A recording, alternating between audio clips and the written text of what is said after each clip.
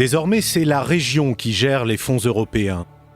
Son rôle, décliner localement les priorités de l'Union européenne à travers le Fonds européen pour le développement régional. Et pour soutenir le développement de ces 6 agglomérations, la région Auvergne a choisi de doubler la mise, non pas 5% réglementairement obligatoire, mais 10% de l'enveloppe FEDER. Plus de 23 millions d'euros pour l'amélioration de l'environnement urbain et la mobilité durable.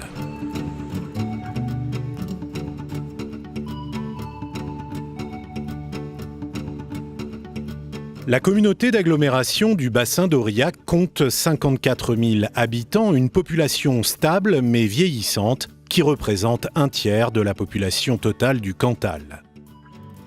Bien dotée en équipements, centre aquatique, médiathèque, salle de spectacle et internationalement reconnue grâce au festival de théâtre de rue, Aurillac et son agglomération peuvent également compter sur une couverture numérique remarquable pour accompagner leur développement économique.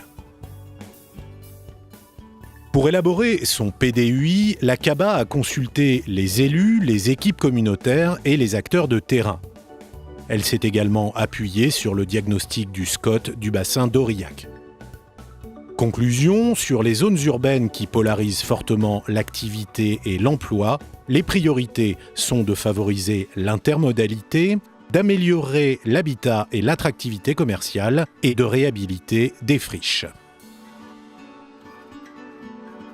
Concernant la mobilité, la CABA a logiquement décidé de se focaliser sur 3 zones d'intervention prioritaires, le quartier de la gare d'Aurillac, le centre ancien et les entrées de ville.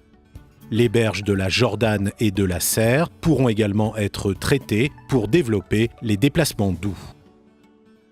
L'intermodalité sera traitée à de multiples niveaux. La création d'un pôle intermodal dans le quartier de la gare, l'amélioration des connexions des réseaux de transport scolaires, ferroviaires et urbains, et le développement de zones de report aux entrées de l'agglomération pour favoriser la réduction de l'usage de la voiture individuelle. La restructuration du réseau de transport urbain est également une priorité pour l'agglomération pour mieux répondre aux attentes des habitants. La rénovation des espaces urbains dégradés concernera quant à elle le centre ancien et les quartiers sud et Pupille-Jordanne. La réhabilitation des friches servirait de base pour créer des logements et améliorer l'attractivité commerciale. Nous entendons rester à l'échelle humaine, mais en utilisant tous les équipements les plus innovants. En particulier en matière de transport, où nous allons réaliser un pôle intermodal, mais axé sur l'avenir et les équipements d'avenir. Que ce soit les véhicules électriques, que ce soit les bus, que ce soit le véhicule individuel, que ce soit le covoiturage, que ce soit la location facilitée et bien sûr le réseau ferroviaire auquel nous tenons beaucoup parce que c'est pour nous, avec l'avion, un moyen de communication essentiel dans un territoire enclavé. Ce projet s'intègre pleinement dans la stratégie de la région baptisée Un nouveau monde d'opportunités. Rénovation urbaine, développement des modes de transports alternatifs et préservation des espaces naturels.